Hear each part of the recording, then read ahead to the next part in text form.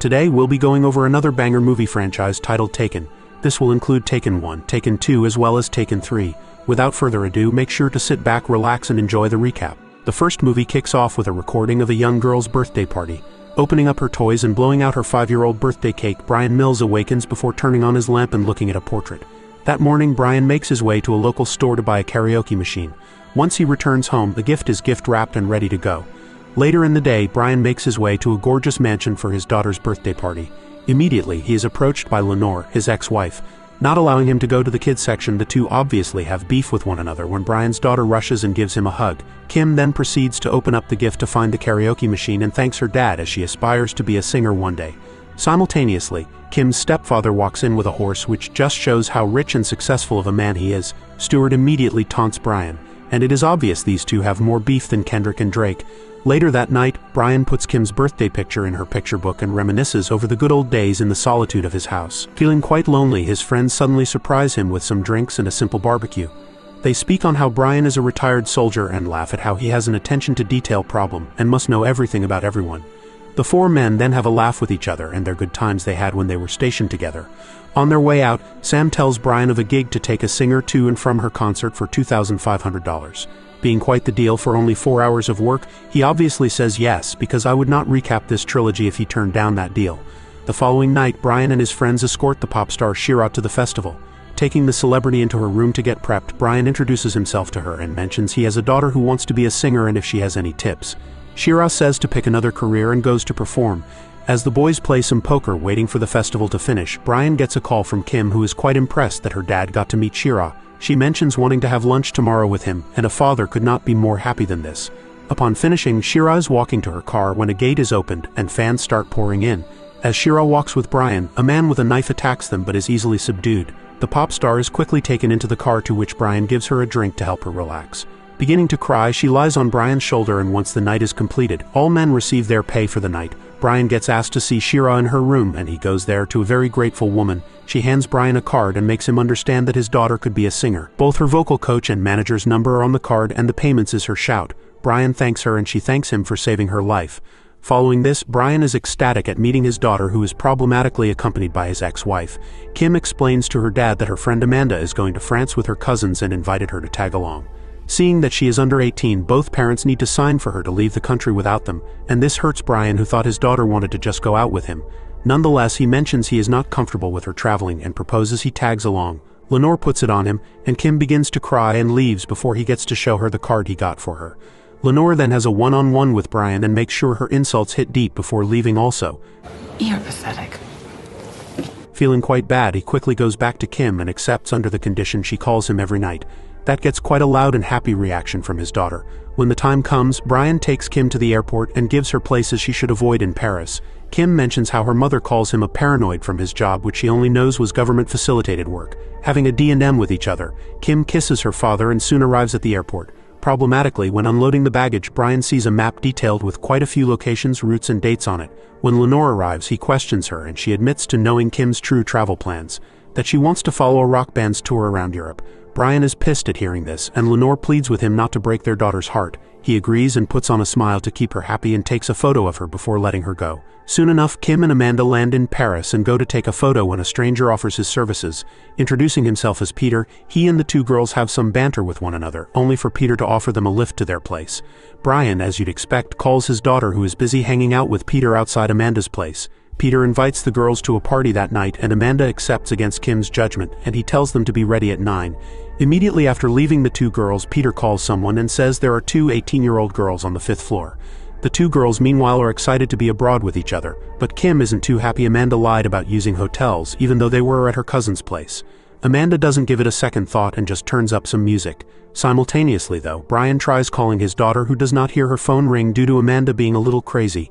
Brian then decides to call Lenore, who quickly tells him to stop being a paranoid and ends the phone. Finally though, Kim sees her dad calling and goes to a quiet part of the house to answer her phone.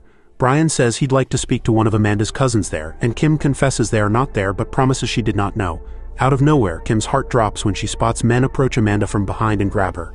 Seems a kidnapping is taking place in live time, and Brian quickly grabs as much information as he can from her, including Peter and how he looks. He records the call and learns there are 3 to 4 people and instructs her to hide under a bed. He then tells his daughter the men are going to find her, but he wants her to be brave and leave the phone on the floor and scream the captor's details as they drag her away. She remains quiet, her heart pounding as Brian listens to the men talking. However, they just walk out of the room and Kim is relieved until she is suddenly yanked from underneath the bed and Brian is forced to listen to the worst thing a father could ever hear. After realizing the kidnappers have now picked up his daughter's phone, he sends them the scariest threat I've ever heard. If you let my daughter go now, that'll be the end of it. But if you don't, I will look for you, and I will kill you. Immediately calling Sam to analyze the voice, Brian rushes to Lenore's house and tells her off alongside Stuart. Taking control of the situation, he tells Stuart to use his connects to fly him to Paris immediately when Sam calls him back and says the man was an Albanian named Marco and is a mobster boss. Known for trafficking, he recently decided that traveling women are an easier target and kidnaps them, gets them addicted to stuff and pretty much destroy their lives. With a 96-hour window to find Kim forever, Lenore cannot handle it and cries her eyes out. Brian gets directly on a plane and listens to the call over and over where the captor taunts Brian saying, "Good luck." Arriving in Paris, Brian wastes no time in sneaking his way into Amanda's cousin's place by scaling the apartment from another level. Breaking his way in, he immediately looks for clues on the abduction and notices a trashed house. Visualizing what would have taken place, he imagines where his daughter was when she was snatched from underneath the bed while playing the phone audio. With perfect attention to detail, he looks at a broken mirror and grabs a glass shard with blood for evidence. Collecting the SD card from Kim's phone, he goes through its photos and stops when he notices Peter's reflection when he was taking a photo of the girls from earlier. Back at the airport, Peter sits there and gets a heads up from a man. Peter goes on to follow a girl and immediately asks her to share a cab as they are expensive. Just as she agrees, Brian chucks Peter into the cab and immediately begins extracting information from the lowlife. As the man from earlier tries saving Peter, he is easily taken care of as police approach the scene, which causes Brian to steal the cab and chase Peter down. With nowhere to go, Peter decides his only option is to jump, and he skillfully lands on a truck beneath him and on the street. Problematically though, he is clocked by a random truck and Brian is forced to just walk away. Not giving up though, he links up with one of his old connects from the past, a man named Jean-Claude. Immediately providing the details of his daughter's abduction, Jean-Claude, now a prominent figure in the government, tells Brian to make his way to a downtrodden area at night. As expected, Brian heads down to the exact place, but not before picking up a translator by the name Gregor. Paying him for 10 hours ahead of time, Brian goes to the street and starts speaking to a woman there. Realizing he's not really there for a good time, the woman tries to walk away, but Brian intentionally provokes her until a man approaches and shoos the girls away. He then grabs Brian, who places an audio bug on him and is then forced to hand over $50 for costing him business. Once he leaves, Brian turns on the bug and gets his translator to tell him the exact words the men are saying. Seems they're interested in sports and also speak on a construction site until one man mentions the new merchandise being a problem for them. Brian thanks the translator for his work and drives off, but seems to have a tail on him. Soon enough, at a construction site that night, there is a lineup to get inside a small building. Brian hides his face and pays his dues before walking inside to discover covered-up makeshift rooms with numbers on them. Seeing the room number he was sent to, he sees a woman lying there with marks on her arms. Disgusted at the men holding these women as prisoners, he walks from room to room looking for his daughter or Amanda. Out of nowhere, his attention to detail works out when he notices his daughter's jacket. He asks the woman there how she got the item, but the woman is too out of it to understand. Simultaneously, a man walks in on them and cops a bashing. Pissed off, Brian begins dismantling each thug in his wake and kills some of them. The rest of the pathetic lowlives attempt to catch him as he places the girl in the car and gets shot at. Bullets fly from all directions and Brian decides fleeing is a better alternative, but not before causing an explosion to slow his enemies. Flying through the job site, his pursuers give chase and shoot at him. He manages to completely flip one of their cars though and continues as some more pull up close behind him. Taking out one more useless life, Brian makes the decision to pull up next to the man from earlier. Smartly using the mud from under him, he covers the thug's windshield, which causes him to crash into an excavator. Brian quickly makes his way onto the road, but the tail from earlier contacts Jean-Claude and says he's watching him. Brian notices this though and takes a red light to get away from yet another nuisance. Hijacking and switching cars to avoid more irritants, Brian makes his way to an old contact of his and gets a room for himself and the girl. Giving her some medicine to help alleviate the pain, he finally takes a moment of rest. Suddenly his phone rings and Jean-Claude is on the other line and wants to talk. The next day, while waiting for him, Brian makes sure to keep his range and realizes an operation by the government is taking place to arrest him for his mess. However, Jean-Claude has managed to get him a first-class flight back home due to Brian's past services rendered for them. But with 7 dead people and buildings destroyed, Brian needs to leave. Brian refuses though and makes a fool out of the French agents and walks away as if nothing ever happened. Later on, Brian begins studying Albanian when the girl he rescued awakens and begins to panic. After relaxing her, he questions where she got the jacket from while holding a photo of Kim.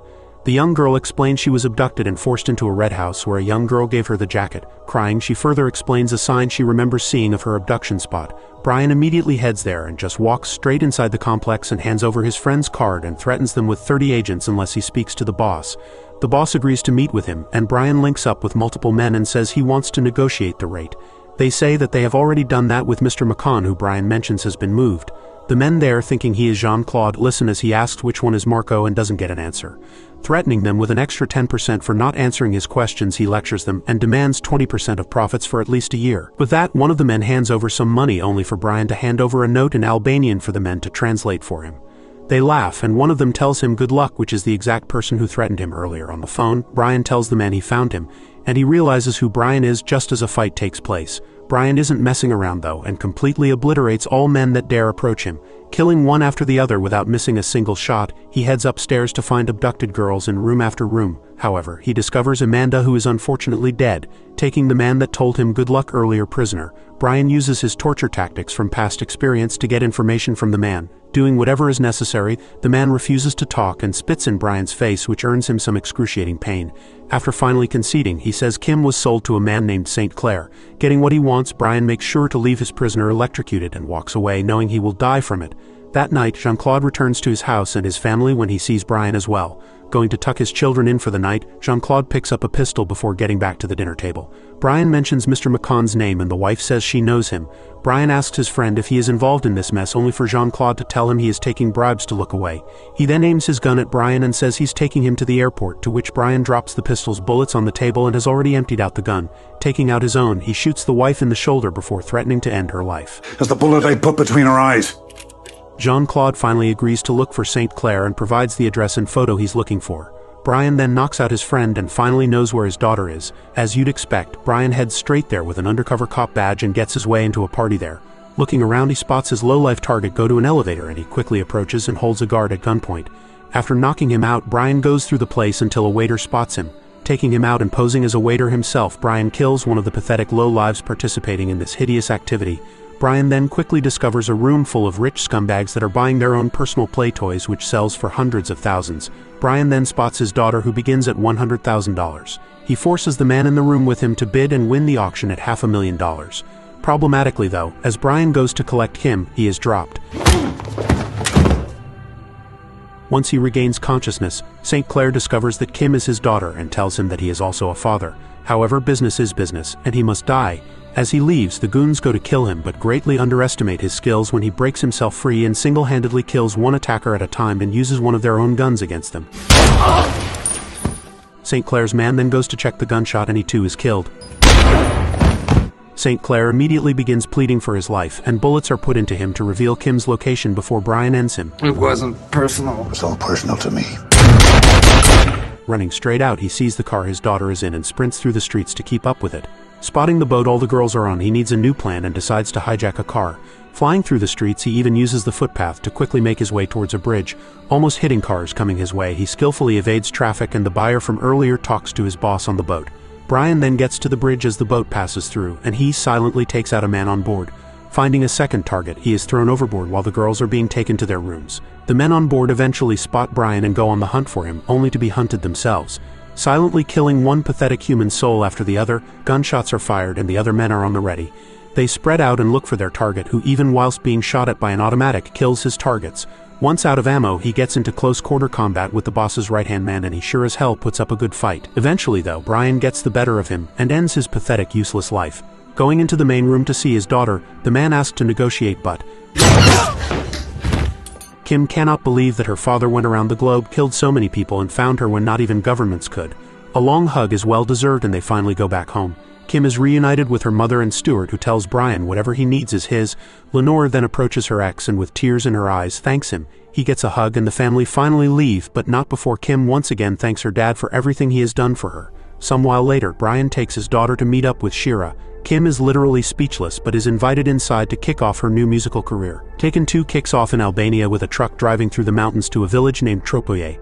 A man named Murad Krasniki tells the village and family that a man killed their loved ones, their sons, their brothers, and will be brought to the village for justice. At Los Angeles, meanwhile, Brian works at a car wash and goes about his usual life. At exactly 2 p.m. he goes to Lenore and says he's here for Kim's driving lesson. Lenore begins laughing, and it seems these two are getting along quite well after the whole abduction fiasco. However, Lenore tells Brian Kim isn't home and is seeing someone. Having a drink with one another, we discover that Stuart and Lenore have split, and Brian comforts his ex before leaving. Going straight to where Kim is at, Jamie opens the door and invites him in. Kim is not happy about her dad invading her privacy and leaves. Driving with her dad, Kim tells him that no one knows where Jamie lives, and it seems that Brian had placed a GPS tracker in his daughter's phone, telling him that she is traumatized and already doesn't feel normal. These shenanigans just make it worse. However, Kim does calm down and tells her dad she understands where he's coming from, and tells him she loves him and not to do it again. Once Kim is out of sight, Brian immediately gets Sam to run a background check on Jamie. In Paris that night, Jean-Claude gets to his office and sends his guard upstairs as he picks up a letter. Following him up though, he discovers his man dead and pulls out a gun to be on the ready, but is useless when a gunman approaches from behind and knocks him out. He soon awakens to multiple people around him, interrogating him on the location of Brian. Repeatedly saying he does not know is not helping him and causes quite some discomfort and pain. The man there shows Jean-Claude his own card, the one Brian used to make his way inside the trafficking house to kill his brother. Back at Los Angeles, once 2 p.m. hits, Brian awaits his daughter, then goes to the door to find Lenore crying her eyes out, telling Brian that she had a trip planned with Stuart and Kim and that Stuart canceled everything for no reason. She calls Stuart a vicious coward, and Brian offers her whatever she needs, including a place to stay if she wants. After telling his friends this later that night, they all have a laugh at him and say there is no longer any tension between him and Lenore. At Tirana, Albania, meanwhile, Suko, the man that was torturing Jean-Claude earlier, hands over some money to a government employee to discover that Brian is headed to Istanbul.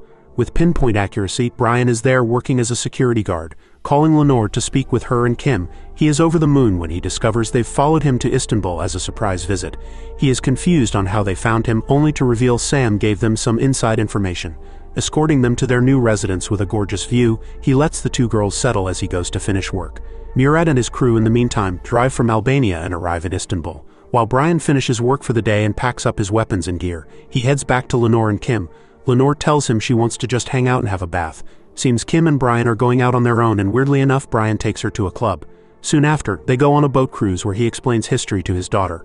Brian then questions his daughter on Jamie and wants to know how serious they are. However, Kim says it was nothing compared to him and her mother, who describes meeting him as magical. The following day, the Albanians drive and link up with Suko, where Murad asks, "Is everything prepared?" As you requested. He then walks inside an abandoned place where his men get up. At the hotel Brian is at though, an Albanian lookout calls Murad and tells him Brian is leaving when he stops and says he's onto him and goes to leave. Lenore and Kim then meet up with Brian, where Kim this time says she wants to kick back by the pool, trying to get both her parents to have some alone time. However, as they walk off, another lookout calls Murad and informs him Kim is staying all alone. Lenore and Brian finally have a very deep and meaningful conversation about their relationship and how Brian has changed and become a family man, unaware of the thugs following their vehicle. Soon enough though, Brian notices the tail and confirms it by making the driver go a different route, telling Lenore to stay calm and relax. They lose the tail, and Brian begins explaining to her that once they stop, she needs to head through a specific direction to get back into the hotel and immediately alert security and hide in the room until he returns. Panicking, he has to tell her to focus, and as the car stops, she leaves and Brian takes over the driver's seat. Murad is alerted to Brian spotting them, and a car pursuit immediately takes place. Attempting to call Kim, she doesn't pick up, and he simultaneously stops the car in an alley, but is nonetheless spotted and shot at. Getting sandwiched between two cars, the Albanian thugs all get out with their guns on the ready, only to see the car empty. Lenore problematically runs into a locked gate, and Brian is seen sprinting. The thugs chase him on foot, who realize he knows these roads much better than them. Deciding to lure one of the main thugs into an alley, Brian takes him out only for another to try and fail. Using his skills, Brian quite easily deals with two enemies at the same time when two more join the fight. They stand no chance though, and the fighting stops when both Brian and an Albanian hold guns on each other. Lenore is problematically dragged into the equation though, and Brian calls Kim one more time, who finally answers the phone. Saying he is going to be taken just as she was, he directs her to head to a specific room and hide in a specific closet immediately. He then hangs up and breaks his phone while surrendering to the Albanians.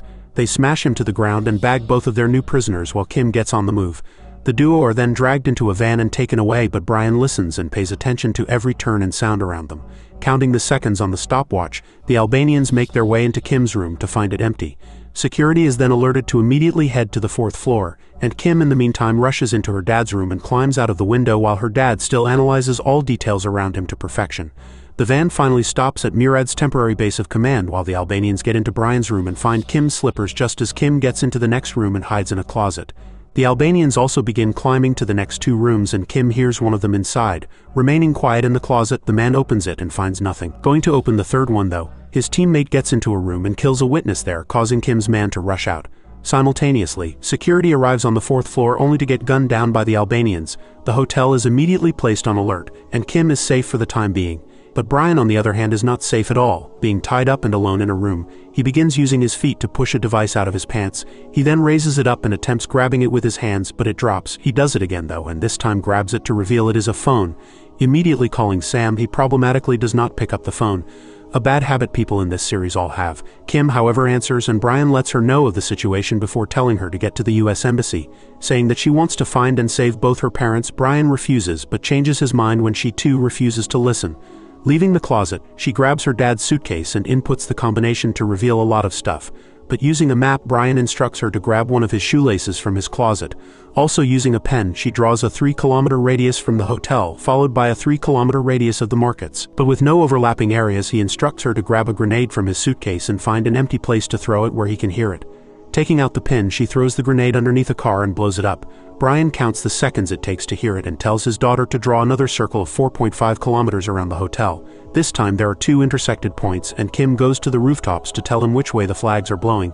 He then tells her to go to the east point of where the circles overlap and to take his pistol and 2 grenades and head to a rooftop and wait for his signal. He is then forced to end the call and hide the phone behind his foot. Leaving the room, Kim makes her way to the street and into a cab. Back with Brian, he is repeatedly punched as Murad walks into the room. Murad begins showing him photos of the men Brian killed in his attempt to save Kim from her abductors. He explains they are fathers, husbands, brothers, and that he killed them all. Showing him a photo of the man he electrocuted to death, Murad reveals that man was his son Marco. Telling Brian he will be taken to their village, Brian says Marco was a human filth and gets a slap for speaking like that. Murad then threatens him by saying, "Your death will not be quick. It will not be pleasant." Lenore is then dragged into the room and cut before being hung upside down. With about 30 minutes until she loses enough blood to kill her, Murad then tells Brian Kim will be found and sent to the lowest low lives in the world. He then leaves and locks the room before being informed they lost Kim, and he goes to personally fetch her himself. Brian, in the meantime though, begins using his expertise to start and get himself free while telling Lenore she needs to relax. Kim meanwhile leaves the cab and heads to where her dad told her. Brian then cuts himself free and lowers Lenore before untying her. Kim gets to the rooftop her dad told her to get to, and he immediately calls her to set off another grenade. She does so, and the explosion is very close this time. Brian gets his daughter to run 30 seconds east and throw another grenade while he plays around with some pipes. The Albanians hear the second grenade and go to check what is going on while the pipes emit enough vapor for Kim to see her parents' exact location. But Kim is brave enough to see that the Albanians have found her and still drops the pistol to her dad. As the Albanians go to check on Brian, he grabs the gun and kills both intruders that make their way in. Leaving an injured Lenore behind, Brian single-handedly takes out multiple Albanians and makes sure to put bullets in each one of them. Continuing through, he makes his way to the rooftop where Kim desperately jumps for her life. Putting up a good chase, one filthy scumbag still chases her and corners her. But Brian comes to his daughter's rescue once again and Kim is in shock. After hijacking a taxi, Brian explains the men are after him and parks in front of where Lenore is. After putting a 5-minute timer on his daughter's phone, she is to go straight to the US Embassy if he takes longer than 5 minutes. Once he leaves, Kim anxiously sits in the car while Brian goes back to the jail to find Lenore missing. Seems the Albanians are trying to move her and cops simultaneously arrive on the scene. Putting Lenore in a van, Brian cannot save Lenore in time, and the inspector on the scene calls Murad and informs him of the situation as the timer drops to 0 and Brian puts a bullet into the copper before jumping into the cab and taking off. Directing her to the embassy, the cops in the area try to pull Kim over, who does not even have a license. Listening to her dad's commands, she pulls quite a decent cop chase and smacks into a few of them. This should honestly be enough to pass her driving test in America, because wow, is she doing a good job. Albanians even attempt to get the car off the road, but with her dad's help they are the ones who cannot have children anymore. Still gunning it, they smash through a gate and are shot at once again. Brian returns fire, and as a train approaches, he makes his daughter floor it and just make it past, but the Albanians aren't as fortunate. Finally, arriving at the US Embassy, they speed through and get down as they are shot at, but smash through the gate and stop in the middle of the embassy. Immediately calling Sam to give one of his friends a call to not get shot, he confesses that his plan to leave his daughter here and make sure these scumbags never bother them ever again. Back with Lenore, Murad walks into the room she's tied up in and asks her what should he do with her. On the streets the next day, Brian traces his steps back to find out where Lenore is. Lenore, funnily enough, still finds the energy to taunt and annoy Murad. Honestly though, I would have crapped my pants about 20 times by now, so hats off to her. Brian, however, is running out of time and still traces his steps while the instruments are getting prepped for Lenore. Brian, with his perfect attention to detail from earlier, remembers and finds the exact spot Lenore is being held. Simply making his way in, he kills the guard standing outside. With his gun now on the ready, the final battle is soon to commence. Stealthily knocking out another thug, he steals a gun he can do real damage with. With perfect accuracy, he does exactly that and takes out 3 goons. Murad and his other men quickly rush to move Lenore as Brian makes another thug go flying 10 stories down. Feeling bad, he sends a friend down there to accompany him before continuing his mission. The Albanians try to get lucky and shoot through a wall to hit their target, but are unsuccessful and lose their lives one after the other. Knowing that Lenore is close, he dismantles his opponents and makes them regret their decision of coming near his family. Lenore is still dragged away though and onto the street where Brian gives chase. After a couple minutes of wandering around, he sees Lenore unconscious on the ground. Both he and Suko then aim their guns at each other and both fire and miss. A hand-to-hand combat takes place instead though, and this is a battle of the masters. With both throwing amazing combos and defense at the same time, Suko brandishes a knife and uses it. Not following the fair code of no weapons, Brian is problematically hit hard, and he nonetheless slams his opponent and ends his life. Picking up a pistol, he goes to Lenore and grabs one of the Albanians' phone to call Murad. Coming face to face with Murad, who has given up, Brian instead discovers Murad has 2 more sons who will also come after him. Brian gives Murad an ultimatum, telling him to go home and live a life with his family. But Murad cannot forget the son that has already died, and Brian makes it known he must live with it just like the parents of all those kidnapped girls. He continues by saying if Murad gives his word, then he'll drop the gun and walk away as he is tired of it all and just wants his family. Murad agrees and Brian drops the gun next to him and walks away, but Murad picks it up and pulls the trigger only to discover Brian took out the bullet. Failing this test, Brian kills Murad and walks to Lenore. Getting her up, he tells her everything is okay now and they are all safe. 3 weeks later, Brian awaits his daughter to complete her driving test. The instructor gives her a perfect score and congratulates her before Brian gives her a hug. Going to celebrate, they head to a wharf and link up with Lenore. Surprisingly though, him invites Jamie, who shakes Brian's hand, and they all sit down for a good time. The Taken finale opens up with a man named Clarence looking for his checkbook. His wife Claire, who is in the bathroom putting on some makeup, says it's downstairs. As Clarence finds his book, he is simultaneously met by some men who force him to tell his wife he is walking the dog. Once outside, the leader of the men named Maxim throws Clarence into the boot of his car. Holding him like a dog, the men escort him to his own office where a man named Oleg Malenkov sits on his chair. He then begins speaking and tells Clarence his boss owes him a lot of money, and seeing as he is the accountant, he wants his money now. Forcing him to open the safe, it seems to be empty, and Oleg pushes the accountant into the safe and makes a voicemail recording for the boss telling him he has left him a gift before gunning down Clarence. The next day, we see Brian buying a massive teddy bear for Kim, who discovers she is pregnant. Wishing her an early happy birthday, Brian gives her the gift just as Kim's partner Jimmy walks in and greets them. Talking about how predictable both Kim and her father are, Kim is in all sorts right now, discovering that she is pregnant, and gives off a funny vibe, causing Brian to go exchange the bear for something else. Once he leaves, Lenore gives him a call and laughs at his failure of a gift. They both speak on how grown up their little baby girl has become, and that night Brian prepares dinner when Lenore walks in. Being quite stressed, she mentions that she and Stuart have tried everything to rekindle their relationship, but it is not working. Hinting that she is more interested in someone else, Brian does not want to cause any problems between her and Stuart, and instead hands her a key to his house in case she wants somewhere to be alone as he is leaving town for a few days. On her way out though, she drops her jacket and leaves in style. With a sunny morning the next day, Brian and his friends are golfing when they invite him to a 4-man job that will take a month. He isn't too interested though, and Kim calls him saying she wants to meet up. Immediately linking up with her, she wants some advice on the baby but does not have the courage to say it just yet, and changes the topic to adopting a puppy. Brian, however, thinks that isn't the best idea, pretty much calling Kim a bit irresponsible. That night, interestingly enough, Stuart visits Brian and wants to have a chat with him when he discovers Lenore's drop jacket on the couch. He then mentions that for Lenore and his relationship to work, Brian needs to completely be out of the equation. Telling Stuart that nothing is going on between him and Lenore, Stuart does not believe him, and says he wants zero contact between the two of them, to which Brian agrees. The next morning, while out for a jog, Brian returns home to get a message that Lenore wants to urgently see him and wants some bagels. Walking out to grab some, Maxim is watching him from the other side of the road. Quickly getting the bagels and returning home, he finds Lenore's car outside, and when he comes in, he finds a knife on the ground. With a broken heart, he then discovers Lenore on his bed, dead. With no pulse, cops rush into the house and go to arrest him, thinking he is the perpetrator. Putting his hands up, he instead decides to knock out both cops and steal one of their guns before making a run for it. Being pursued by more officers, he scales buildings, fences, and whatever comes into his path. Even getting shot at doesn't hinder him, and he decides to run into a random house and hide in the garage. While the cops try making their way in, he reveals a secret compartment he has somehow installed into the house and drops into the sewer drain. The cops radio in and have lost their target, who now sits all alone. Covered in the most vile of things, it does not faze him in the slightest way, as his heart is shattered by the death of his first love, his true love, who had gone through everything with him. Some while later, Kim gets a call from Brian, who wants her to listen to him. He tells her that someone murdered Lenore in his apartment and is framing him. She is to trust no one, and he hangs up the call before she could tell him the news of her being pregnant. At the crime scene, Detective Frank Dotzler looks at the weapon, the blood in the house, and is told that an anonymous reporter called in and said a woman was screaming for her life. Eating one of the bagels, he realizes it is still hot. Brian immediately calls Sam and asks if the code is still the same and gets a confirmation. Canvassing the area, Frank is puzzled how Brian just disappeared and looks around.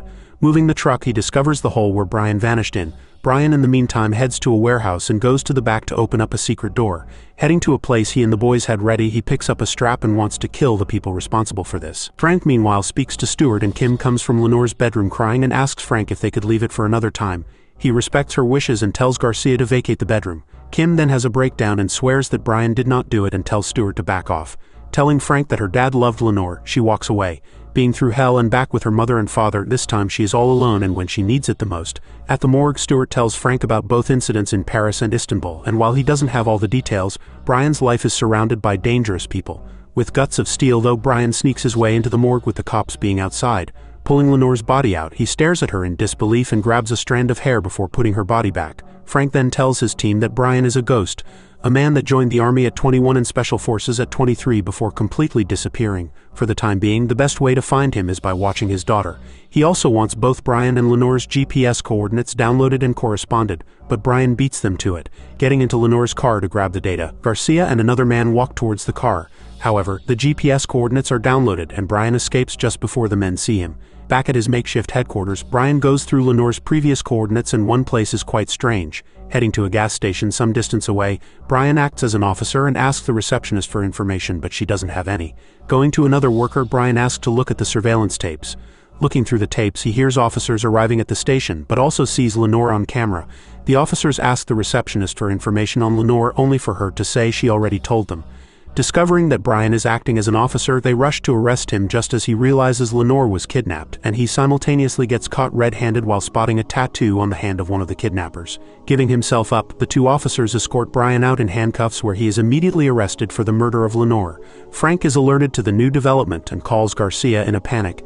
Saying Brian intentionally got himself arrested, he tells all the cops to stop their cars immediately. They don't listen to him though and mock Frank while Brian quietly unlocks his handcuffs and disarms both officers, only to chuck out the passenger and hold the other hostage. Forcing him at gunpoint to speed, he intentionally goes on the wrong side of the road and, let's just say, causes a few accidents to happen.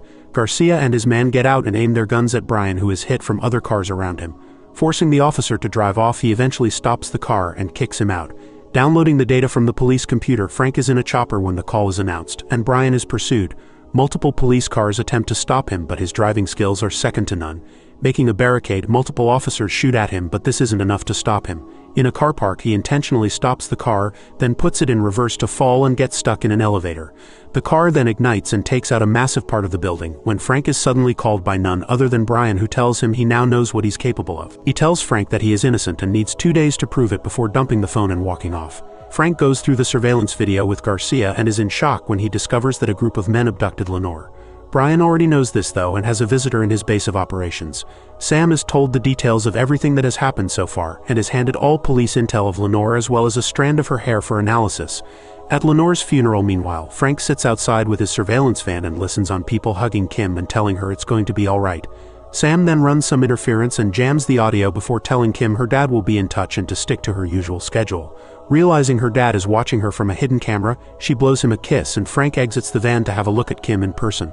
Once at home, Kim is annoyed at the constant presence of police at the house and tells off Stuart. She also mentions the fact that for 2 years the only thing he gave Lenore was sadness and regret and doesn't want to look at him. Heading off to school in her usual routine like her dad said, she parks her car and tells Garcia to stop following her. Heading inside the gas station as she usually does, she finds a message from her dad on a drink, and once she drinks the drink, she leaves as per usual. At campus that afternoon, Garcia listens in on a bug he placed on Kim, who suddenly tells her friend she feels nauseous and goes to leave. Garcia immediately gets out of the car to go check while Frank asks the owner of the gas station about Kim and her usual appearances every morning. Going to the rubbish outside, he discovers the cup and immediately alerts Garcia that backup is on the way. Once Kim goes to the bathroom, she discovers her dad there, who finds and hides the bug. Hugging her daughter who is in emotional distress, she tells her dad she is pregnant and 1,000 soldiers trying to kill him does not faze him as much as this news. Frank finally pulls up with multiple soldiers and rushes to the bathroom where Kim informs her dad that Stuart is acting very weird recently. Placing the bug back on his daughter, Garcia rushes into the women's bathroom and looks through all the stalls only to find Kim by herself. Realizing their target is still somewhere around, Brian knocks out a security guard and is then spotted by Frank and his team. Brian makes a small fire and causes the water alarms to activate, providing himself an easy way to escape. Putting Kim into a room, Frank interrogates Kim, who tells him that her father is innocent and hands him back his bug before asking to go home. At Stuart's headquarters, meanwhile, he tells his security it's time to leave to Malibu and is the person that Oleg wants to try and find. Leaving with his security detail, Brian decides to tail him when he suddenly is rammed into from behind. Not knowing who is following him, he is stopped and pushed off the edge, causing the car to flip over quite a few times. Maxim then comes out and throws a grenade to finally end Brian once and for all. However, they underestimate him as he hijacks a random vehicle on the road and begins conversing with the driver until he sees the car that tried ramming him earlier and wants to find out who they are. Walking into the bottle shop, he begins taking out his attackers. Even when they pull out their guns, it isn't enough to stop him. Using his head, legs, and whatever he needs, he disarms and subdues his attackers before grabbing a pistol. Maxim then uses the reflection of a mirror to preemptively shoot at Brian, who returns fire. Both men drop low and Brian gets into close combat with Maxim, who is not a pushover. However, he ends up getting the best of his attacker and wants to know who hired him. But Maxim refuses to talk and decides death is an easier alternative. Stuart, in the meantime, is told his friends have arrived. Believing it to be Maxim and his thugs, he allows them in when he instead gets knocked out. Awakening with Brian standing over him, he is pushed over, planning to get the information he wants out of him.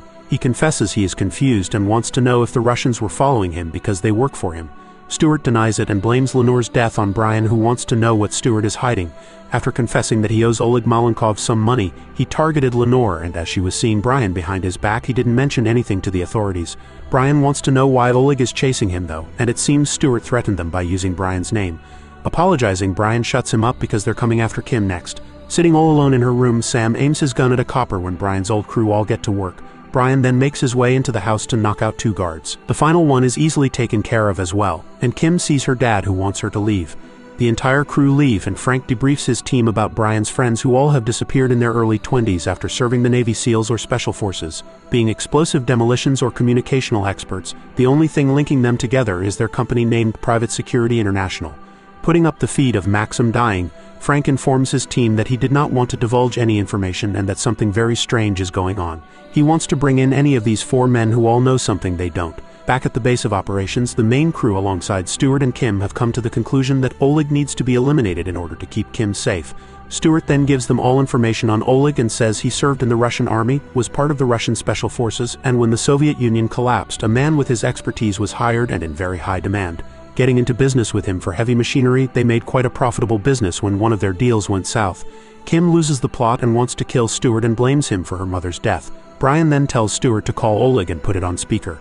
Answering his call, Oleg is told the money is ready and he tells Stuart to meet him at his penthouse in an hour. Having both his own private elevator as well as 2 guards, security upstairs can only move the escalator and are then also met by 3 more guards. There are 2 sets of doors followed by Oleg's private apartment. Making his way into the apartment, Sam gets into the car park while Stuart follows him soon after. Stuart gets out of his car alongside Brian, who all enter the van when Frank coincidentally calls Stuart. Telling him that Brian took Kim, he tries acting like he didn't know and says he is in Malibu and needs an hour to get back. Frank ends the call and tells Garcia to track Stuart's location, which gives the team around half an hour before they are swarmed by officers. Frank immediately gets the heads up on Stuart's location and the entire cavalry is on their way. Sam is alerted to this and the operation begins.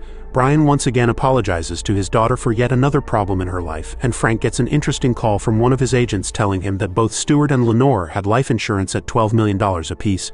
Hacking into the surveillance system to cut the live feed, Brian takes out both guards out front. Stuart returns back to safety, and the boys completely disable all security cameras, allowing Brian to cook and take out the 3 guards upstairs. All men rush to the location and try to fight back, but Brian is a ghost and not to be trifled with. Getting shot at, he makes sure that even with their heavy artillery, it doesn't matter in the slightest of ways. Creeping his way into Oleg's room, he is shot at from above. Shooting hundreds of bullets, Brian waits patiently for a shot and puts Oleg in an ugly position. But Oleg still fires so many rounds that this causes Brian to get on the floor and be stood over. Oleg then puts Brian into a chokehold and drops him to beat him up with his gun, aiming a pistol at him. Brian gets up and manages to steal Oleg's gun and shoot him with it. Breathing his last few breaths, Oleg laughs and tells him that Stuart tricked them all. He explains that Stuart hired him to kill Lenore then Brian, and if that doesn't work he sends Brian to kill him. Laughing at the situation, Oleg says Lenore was just business and wants Brian to kill him to get his revenge. However, Brian does not do it and leaves him be when Kim simultaneously realizes from the police data that someone used Brian's phone to set up Lenore. Stuart sees what's happening and shoots Sam while taking Kim hostage. The police also flood the entire building and spot Sam injured but still alive. The elevator starts coming down just then and the cops have their weapons on the ready to see it's empty and make their way up while Brian hides in the shaft. Spotting all the dead bodies, the cops lock down the building and Brian sees Sam injured. Stealing one of Oleg's cars, he realizes that Stuart used his phone the night he came to see him. Tracking Kim's phone, Brian exits the car park and Stuart gets a private jet ready. Frank smartly enough gets the live location on the Porsche Brian stole and calls him as well. Brian answers Frank, who says he's worked it out that it was because of the life insurance policies. Brian also reveals Stuart hired the Russians to kill Lenore and him and will not stop until Kim is safe. Arriving at the airport, Kim is taken to a plane as Brian guns it in the Porsche to save his baby. Not caring about his own life, Stuart sees him make his way towards him and cannot believe it. Pumping the car towards the jet, he collides with the wheel and stops the jet from taking off. Holding Kim at gunpoint, he uses her as leverage and Brian gets a good shot. Explaining the whole turn of events back to Stuart, he kicks him and with disgust and anger aims his pistol at the scumbag. With the cops arriving on the scene, Brian goes to kill him but instead stops and tells him, With a good lawyer, you'll get out of jail in a few years. And we both know what's gonna happen. He instead knocks him out and hugs his beautiful baby girl once again. Reliving the same fate over and over, he is tired and taken to headquarters where Frank explains he knew from the beginning that Brian was innocent. He mentions how the bagels were hot, the phone messages and timestamps didn't align, and he figured it all out. Brian then thanks the inspector and shakes his hand before leaving. Frank wraps up Brian's file and Brian in the meantime goes back to the same spot he goes to celebrate, telling both Kim and Jimmy he is so happy for them and will support them. Kim then breaks everyone's heart by saying, We've been talking. If it's a girl, we'd like to name her after Mom. That's the end. If you stayed until this point, I thank you and would love it if you hit the like and subscribe button to help out the channel. And as always, have a good one and I'll catch you later. Stay awesome.